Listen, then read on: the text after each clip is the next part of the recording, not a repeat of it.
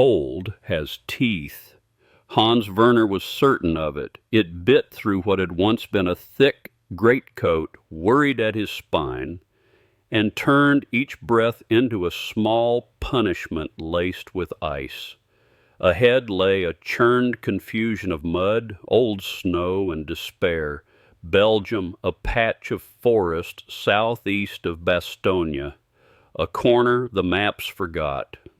Time had stalled in the afternoon of December 25th, 1944. The sky was lead gray, hanging so low it seemed ready to crush the wounded spruces beneath it. What pulled him forward was not the American soldier urging him on, but the smell. A dense, mixed stench pierced the frozen air, the sweet metallic tang of blood, the rot of pus, the harsh alcohol bite of disinfectant, and the sour, stale heaviness that rises when too many bodies are packed into too little sealed space. The source was a half-stone building that might once have been a small chapel. Now its steeple had collapsed on one side, and its walls were pocked with bullet holes and blackened by blast. A crooked wooden sign hung by the door, scrawled in English and German. It did not name the place. It did not offer comfort. It offered only function. Werner was pushed inside. Light fell away at once, then returned in fragments as a few wavering lanterns and the slashing beams of flashlights broke the dark. The scene struck his eyes like a blow. The floor was carpeted with men, packed tight beneath blankets, coats, and even branches thrown down as makeshift bedding. Moans, sobs, and the occasional strangled scream pooled into a low, unbroken drone. Uniform colors had lost their meaning. Field gray Germans, olive drab Americans, and a few bodies in dark civilian clothes, all pressed together. The air was wrong, damp, and too warm, a grotesque counterpart to the killing cold outside. More than 100, Werner estimated quickly. His surgeon's mind began sorting without being asked. Amputations, abdominal wounds, chest wounds, severe frostbite. The thin medicinal scent of plasma and antiseptic was pitifully faint, overwhelmed by rot and sweat. He let his eyes travel, cataloging in spite of himself. A man with a stump wrapped in rags, the tourniquet already soaked, another with an improvised dressing pressed to the belly, the cloth pulsing with each shallow breath. A boot removed from a foot that was no longer a foot but a swollen, waxy shape mottled with purple and gray. He saw mouths form names and prayers and curses. The sounds blended into the room's low drone, a chorus made from pain and fear and fatigue. The chapel's warmth was a trap. Bodies and breath and damp fabric had built a small, obscene climate inside stone walls. When the door opened, cold came in like a blade, but it never stayed. The air remained heavy, warm enough to make sweat bead on foreheads, even as frost held to the far side of cracked windows. The contrast made the smell worse. Outside, the world was cleanly divided by cold. Here, everything mixed. He could also see what was missing. There were no clean stacks of supplies, no orderly trays, no excess of anything. A few battered boxes and a handful of bottles were all that stood between the wounded and silence. Blankets and coats had been scavenged and redistributed until even fabric felt scarce. Every motion by the staff carried the constraint in it, the constant question of whether the next step was worth the cost. Werner's instinct was to impose order, to draw lines and write labels, but the lines already existed. They were not his lines. A worn-out American medic stopped the escorting soldier and spoke fast, the rifle muzzle tilted toward Werner, the blunt gesture that said, "Doctor." The medic looked him up and down. There was no hatred in his eyes, only the drained neutrality of someone squeezed dry. He nodded and waved Werner through. Werner picked his steps between limbs. A young German lay paper white, lips blue from blood loss. eyes fixed on the drafty hole in the roof. Beside him, an American clamped a block of wood between his teeth while his lower leg sat in a temporary splint and a bandage seeped dark into cloth. This was his battlefield now. As the surgeon for the medical battalion of a German armored division, 38-year-old Hans Werner was technically brilliant, his will once as cold and hard as a scalpel.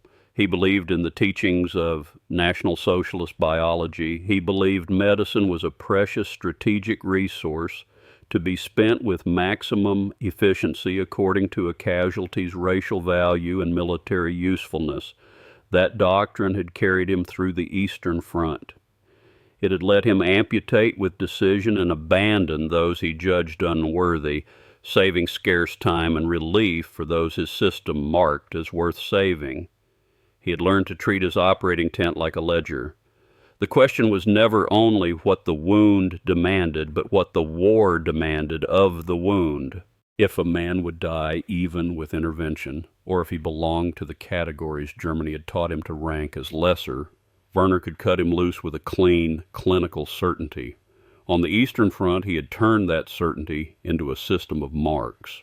In the pages of his log, standard notes on pulse, temperature, tissue color, and blood loss sat beside his compact codes. D-1 meant a German who must be treated first, the kind of case worth spending the last ampule of anesthetic on. D-2 meant treatment could wait, if it came at all. Ost meant Eastern laborers, the lowest priority.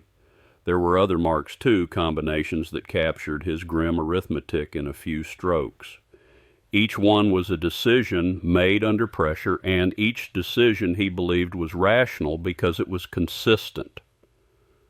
Now those pages were no longer his. His fingers went to his breast pocket by reflex. The leather notebook was gone. His medical log had been taken at capture. It had been more than record-keeping. It had been the embodiment of his worldview, filled not only with standard wound descriptions, but with the shorthand he had designed with care. D1 for Germans who took priority, D2 for those who could be delayed, Ost for Eastern laborers at the bottom. Each mark had been a rational decision built on belief. A short, forceful voice cut through his thoughts. Near a crude platform of planks and crates stood an American soldier in a steel helmet with a medic's armband. He was assessing new arrivals carried on stretchers, the triage man. Werner watched with cold interest.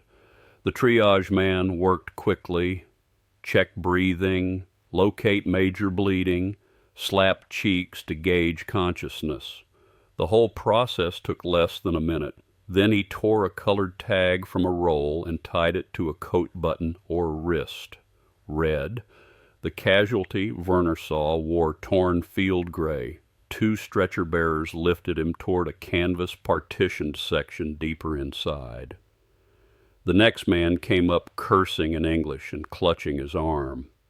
After a fast check, the triage man tore off green and pointed him toward a crowded corner, where others who could still move sat and lay. Red meant immediate, green meant ambulatory. Werner understood the code at once. What he expected, though, was theater, something displayed for prisoners. When the true shortage tightened, the order would shift toward the obvious reality: save your own first. His eyes followed the red-tagged German into the so-called surgical area, a space barely walled off by filthy canvas. Inside, shadowed figures moved and metal flashed. A surgeon in a blood-smeared American gown bent over a makeshift table. Were they truly taking enemy cases first? The escort delivered Werner to the officer running the flow. The man wore a major's insignia. His gown was filthy, his eyes ringed with exhaustion, but his gaze was sharp as a hawk. He was writing on a clipboard. Major Mitchell. "Doctor?" Mitchell asked in German with an American accent, without looking up. "Yes, A surgeon, Werner said, keeping his voice level. Mitchell finally lifted his eyes. The look was purely evaluative, like inspecting a tool. We may need your skills. For now, watch. Do not get in the way, understood? Werner nodded. His goal hardened. Observe and find the point where this apparent fairness failed. Under extreme pressure, it had to crack. He would find the fissure. At the edge of the room, an American soldier held Werner's seized notebook and spoke to another officer in a different uniform, likely intelligence. The soldier pointed at the log. The officer wrote in a notebook, flipped through pages, and paused with his finger on certain lines. A few sentences passed. The officer nodded, slid the log into a numbered canvas bag, and wrote CD-MED-1225-01, standard procedure, captured documents. Werner felt a flicker of contempt and something else he did not name. Let them read the wound notes and the thin drug inventory. As for his codes, could they decipher them? And if they could, what then? Those were professional judgments made under higher principles. Mitchell left him unused. Werner retreated to the wall and became shadow. On the stone, someone had sketched a process diagram in charcoal. Receive casualties, arrow to triage, then 4 paths. Red to surgery and resuscitation, yellow to delayed treatment, green to minor injuries, black to body holding. Simple, cold, like a factory line. And the room obeyed it. Men came in, were tagged, and flowed to their zones. Supplies arrived in pitiful quantities, a box of bandages, a few bottles of plasma, a can of fuel, and each item was logged and sent where needed. Werner saw 2 remaining bags of plasma carried to the red area. One was hung on a groaning American. The second went on to an unconscious German paratrooper. No pause, no argument, as if the destination was written not by the uniform but by the red tag at the throat. It made no sense by Werner's wartime logic. Plasma, morphine, clean gauze, everything here was scarce. Spending it on an enemy who would never return to combat was strategic waste. His rationality screamed. He told himself it was performance, a discipline held for appearances, perhaps a naive faith in conventions. Push harder and the mask would slip. Night closed over the forest and the broken chapel with shocking speed. A generator gave off a sickly hum, feeding a handful of lamps. The light grew dimmer and more unstable. Casualties still came in sporadically. The cold deepened. Inside, the temperature dropped too, breath fogging in the air.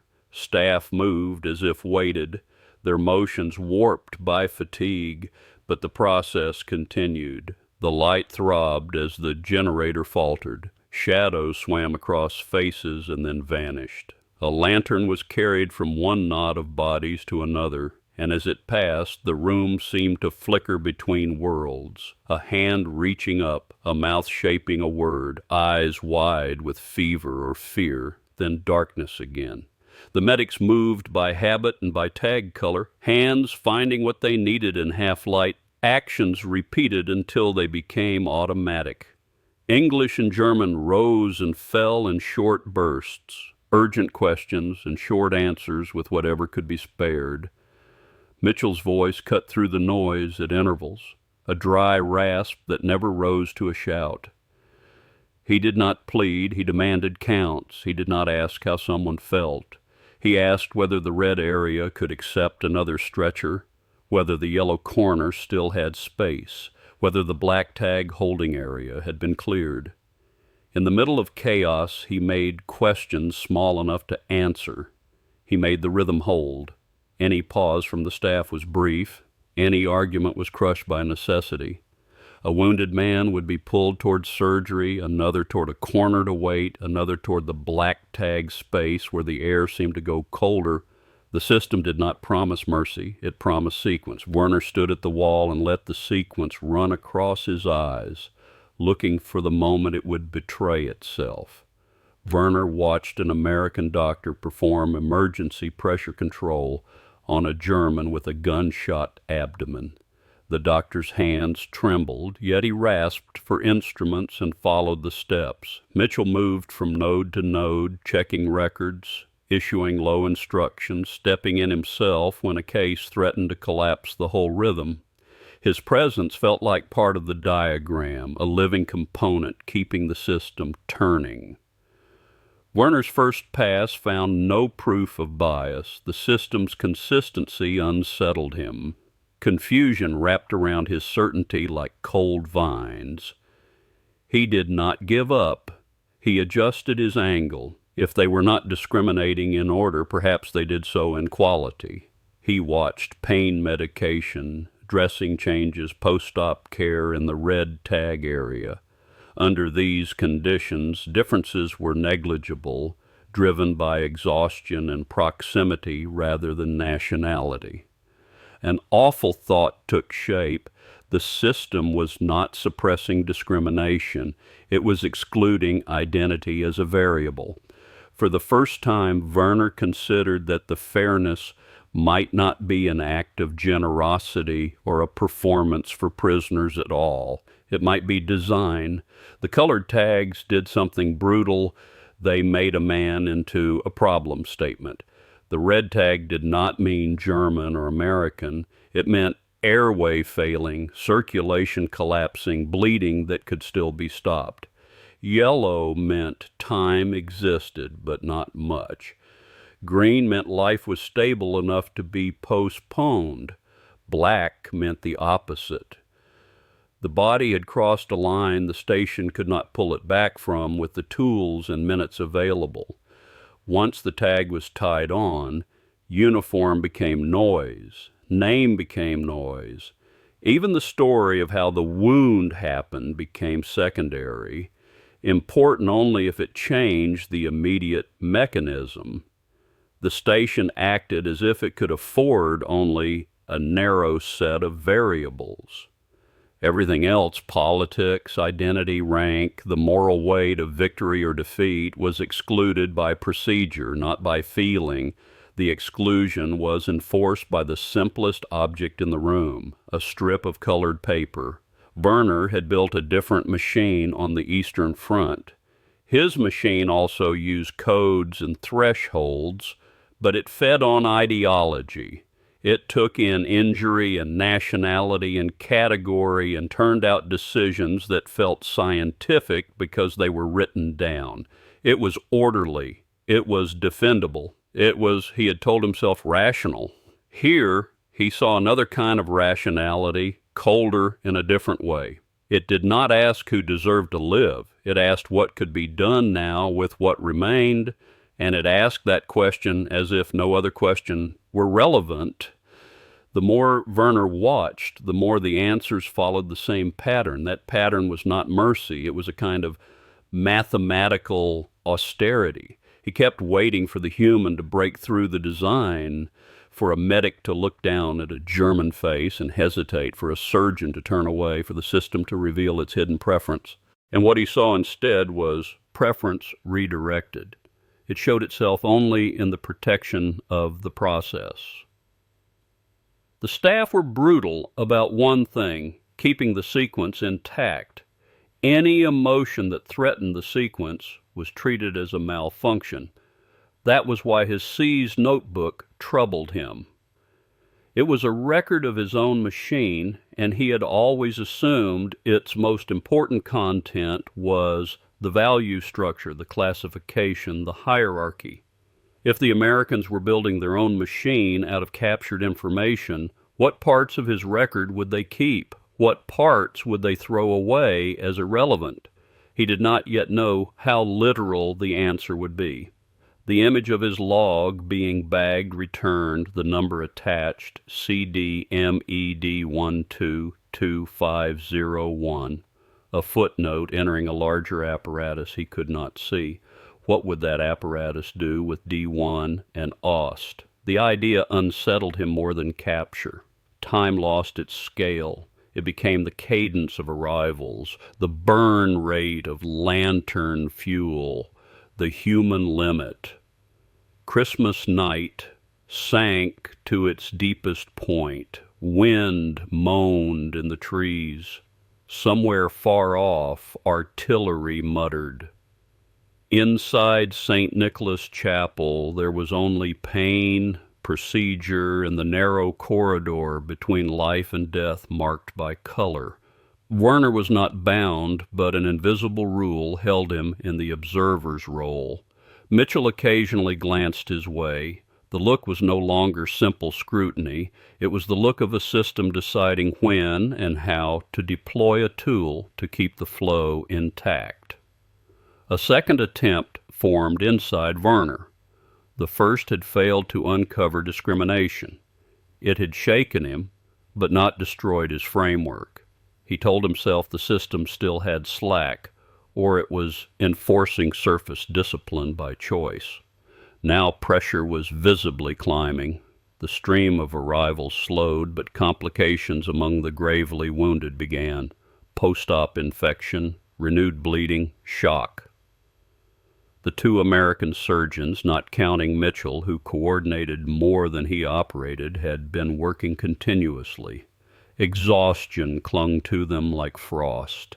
He was granted limited mobility and told to help move some green tag casualties away from a draft and cover shivering men with anything that could be found, including a young German prisoner. It brought him closer to the mechanism. At the triage table, Mitchell took over for a moment. An American corporal arrived with shrapnel torn into his abdomen, severe but not immediately lethal. The major hesitated. Werner caught it, a pause of less than 2 seconds. Then Mitchell tore off yellow, delayed. Werner read the calculation. Operating tables occupied, plasma nearly gone. The corporal was carried away with fear in his eyes. The next stretcher brought a German missing a foot, bleeding controlled for the moment. Mitchell checked him and tagged him yellow as well. Procedure, still procedure. Under pressure, the system did not tilt toward nationality. It tightened its thresholds. The gate for red narrowed. More men fell into yellow, and when there was nothing left to offer, black. Werner felt cold frustration. His prediction failed again. While moving men, his hand brushed an American casualty's fever-hot forehead, then steadied the shaking shoulder of a German boy not yet 18. The skin felt the same. The tremor had the same frequency. That simple physical sameness eroded his hierarchy without argument. Then the intelligence officer returned. The bespectacled man threaded through bodies and stopped in front of Werner with a clipboard. On the top sheet, Werner saw the heading again, CDMED 122501. Dr. Werner, the officer said in clear German, tone flat and official. We need to verify details from your log. Come with me, the major approved it. Werner followed him to a quieter corner by stacked crates away from the generator. The dim light made writing hard to see. The officer laid the clipboard down and flipped through typed notes and copied excerpts from the notebook. Page 23, he said, tapping a line. For severe frostbite, you recommend slow rewarming in water at about 40 degrees Celsius, and you warn against rubbing. What success rate did you observe? Do you have later statistics on gangrene? Compared to rubbing with snow, was the advantage significant in your experience? The questions were clinical, purely about outcome. Werner answered with remembered ranges and case differences. The officer wrote fast and pressed for specifics, as if in a conference hallway rather than a war chapel. Werner's frostbite notes, bought at the cost of the Eastern Front, were being extracted and archived.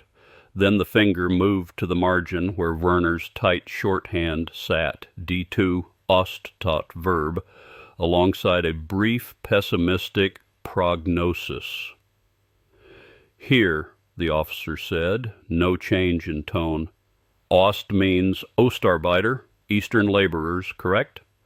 And D1 and D2 are your internal codes for priority? Werner's throat went dry. He nodded. Yes, based on injury and other factors. He waited for disgust, for anger, for any moral strike. The officer only nodded and wrote in the English column classification remark, D1 high priority, D2 lower priority, Eastern laborers, civilian or prisoner. He looked up again. And verb indicates mixed, that they were mixed together? Yes, Werner said, voice rough. Understood. The officer added the word and turned the page. His attention returned at once to technique, debridement, irrigation pressure, how Werner controlled it, what instruments he used. The shorthand codes were treated as a smudge that had been identified and filed. The medical data was treated as information worth extracting. For several minutes, Werner answered as if sleepwalking. The officer pressed for a range, for a method, for how Werner had learned what worked. There was no outrage, no lecture, no accusation, only procedure. When the officer closed the clipboard, he said, "Thank you, doctor, this will help," and moved away. Werner remained by the crates while dust drifted in thin lamplight. He felt hollow. He understood. The collapse was soundless. No shouted argument, no righteous condemnation, not even a look of contempt had met his codes.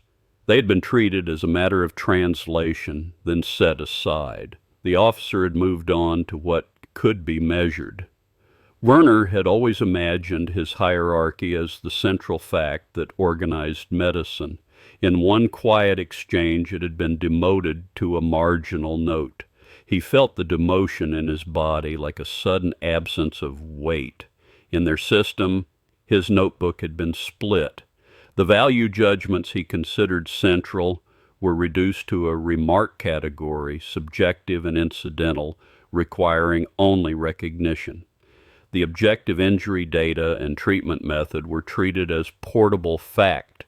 His worldview was not refuted. It was dismantled, the way blood can be separated into components, with the unwanted fraction set aside as noise.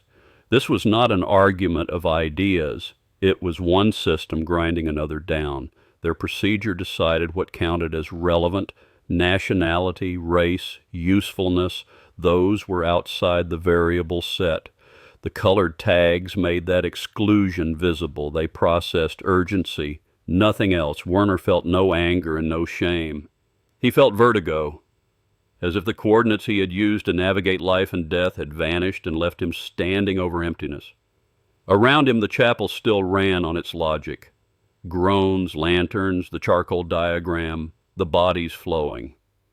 The process did not care whether the wounded man was German or American. It cared only that a biological system was failing and might be repaired under constraint. He slid down to the floor, back against a crate, emptied out. The system did not pause for his collapse. From behind the canvas came a strained cry, not from a patient but from staff at the edge. Metal clanged. Urgent English words hissed low. Mitchell slipped behind the canvas and emerged moments later with his face darker under the wavering light. His eyes swept the room and settled on Werner. Mitchell crossed the floor and stopped in front of him. "We need one more steady pair of hands," he said in German, hoarse and direct. "In there is a child, 16, maybe younger. German prisoner of war, shrapnel near the heart. It has to come out now. Dr. Campbell's hands won't obey him. If he continues, he'll kill the boy and he may ruin himself." Mitchell paused and his eyes cut into Werner like a scalpel. "As a doctor, are you in or not?" There was no threat, no favor, a resource gap and a request from the pool as a doctor. The phrase struck Werner like a tool placed in his palm. His identity as a German army surgeon had always been braided to judgment and ideology. Here the braid was cut. Only function remained, bare and testable. He nodded once. He did not speak. Mitchell turned and gestured him forward. Werner stood, legs stiff, and walked to the canvas. He lifted it and stepped into a cramped space where heat and blood stink overrode the cold. A makeshift surgical light buzzed faintly over a table built from a door on supports. On it lay a small body, uniform cut away, chest pale except for a small wound near the left sternum, bruised dark.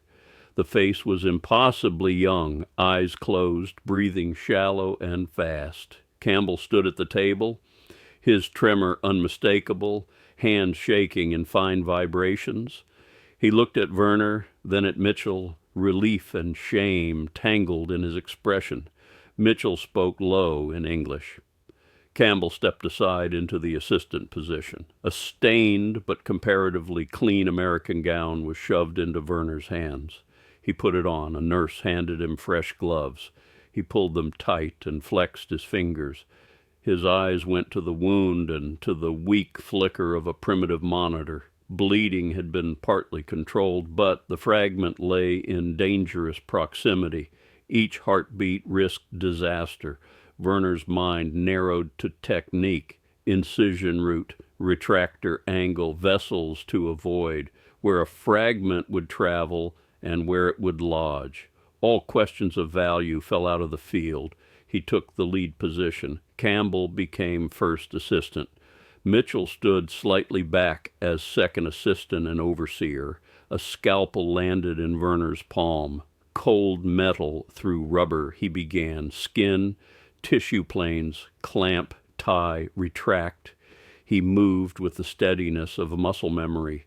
The world shrank to pulsing vessels, bone, the thin margin between repair and catastrophe. Sweat gathered, and a nurse wiped it away without pause. The critical step demanded absolute care. Dissect behind the sternum. Avoid major vessels and nerves. Find and extract the fragment in a space too tight for error. Werner worked with slow precision, guiding slender instruments through the narrow channel life allowed. Then Campbell spoke in German, short and taut with concentration, eyes fixed on the field. Second intercostal space confirmed. No enemy, no prisoner, only a colleague verifying anatomy. Werner answered without lifting his gaze. Confirmed. Campbell adjusted the retractor. Werner advanced. The fragment sat where he had predicted. He grasped it, stabilized it, drew it free, and dropped it into a metal tray. A small clink. Hemostasis, irrigation, inspection, layered closure. Step by step, the procedure held. When the final skin stitch was cut, Werner backed away, and dizziness hit him like a wave. The boy's chest rose and fell more evenly. The monitor's numbers were weak, but steadier. The operation had succeeded. No one celebrated.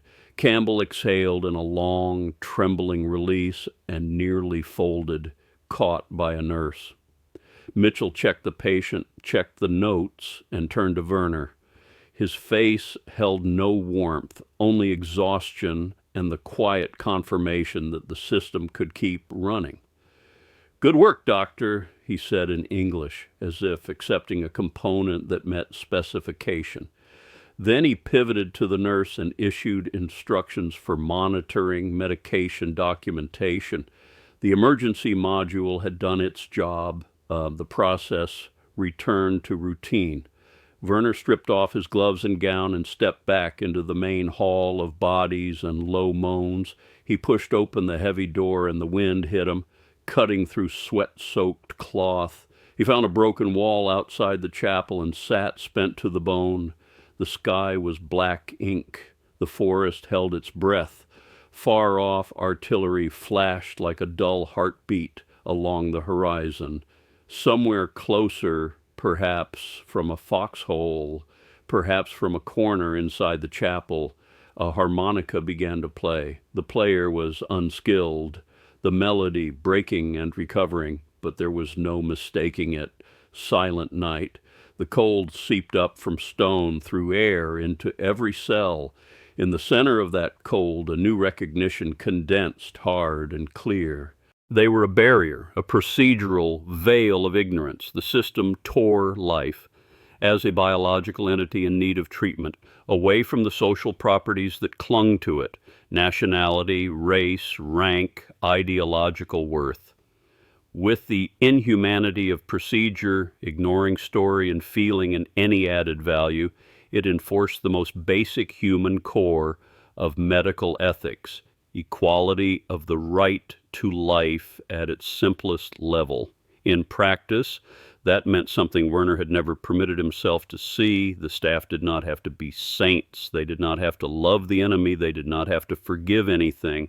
The rules allowed them to keep working even when the mind wanted to recoil. If the tag said red, hands moved. If it said yellow, the body was stabilized and set aside. If it said green, it waited. If it said black, the living work moved elsewhere. The rules were harsh, and in that harshness they shielded everyone in the room from drowning in rage or pity. Werner understood why the system felt inhuman. It had to be. If every case demanded a moral trial, the station would collapse into paralysis and rage. By refusing to consider identity, the process refused to become a battlefield of competing stories. It turned the wounded into biological facts: airways, arteries, tissue that could survive or die. That reduction was obscene, but it was also the only reduction that could be applied to everyone without contradiction. His own machine had been humane in the superficial sense. It had allowed him to feel he was protecting something by choosing whom to save.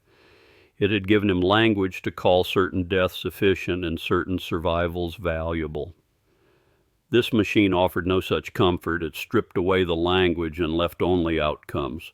The harmonica faltered and resumed the broken melody, trying to hold together in the cold. Werner sat and listened, and the recognition did not soften. It clarified. Mitchell's "good work, doctor" had recognized only output. It did not recognize the man behind it or the past he carried. It acknowledged the function, nothing else. Werner's own rationality, the careful calculus of value and usefulness, had not been argued down. It had been exposed as narrow beside a more fundamental rationality rooted in biological fact and resource constraint. His doctrine depended on premises that could be set aside. When they were, it collapsed without a fight. Inside the chapel, pain and order continued together. The war would not end because of one night's work in one broken building. The Ardennes would turn as it would turn, but Werner's internal fortress had fallen, and in the ruins a hard clarity had taken shape, not warm, not redemptive, only exact. Days later, as the line shifted again, the station received evacuation orders. Those who could be moved were loaded onto vehicles. The rest were transferred or left to wait for later arrangements. Werner was pushed onto a truck with other prisoners bound for the rear. He looked back once at St. Nicholas Chapel, broken and silent beneath a lead-gray sky, already being swallowed again by the war's forgetting. Only the wind kept moving through the forest and the ruins.